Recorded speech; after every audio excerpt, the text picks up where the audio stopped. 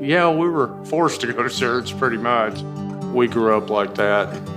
Since I was a kid, every time I go to attend to any certain church, that was really strict for me. A lot of the rules that came along with church just felt like these, who do I need to be in order to be loved? This is how you have to dress, this is how you have to behave. I can remember running around the pews in our old Baptist church in Chicago, and my dad was leading worship and stuff like that. So it's always been a part of my life, even sometimes if it was at a distance.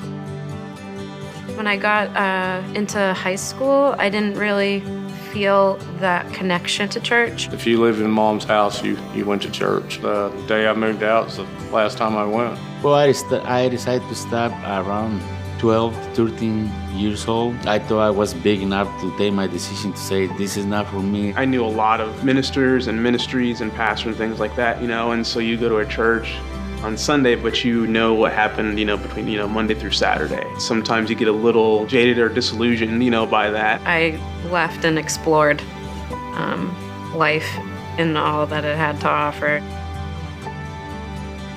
How I was, I didn't feel I belonged in a church. I've pretty much done any kind of drug that you can do. I was always I still had this anxiety and depression inside, so the things that I turned to were alcohol and marijuana. I was searching, really looking for something else, trying to find a meaning in something on my life which never find it. My brother for sure was the front door for me because I had such a close relationship with him growing up. My daughter Stormy started going to church continuously when she was probably 14. I'm a plumber in there, and I get to the house and I start lay out the blueprints, and I start thinking there what these people doing?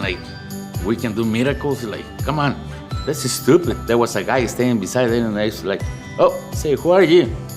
And he's like, well, I'm the owner of the house. And I was like, oh my God, I want that moment that floor used to open, and you swallow me right in there. And so when my brother came to me saying Ash, you gotta check out this church, and he was excited about it, I was like, okay, this is something. Before I left that day, he come talk to me, and he get to a point to come and invite me and say, he asked me, do you want to go to church?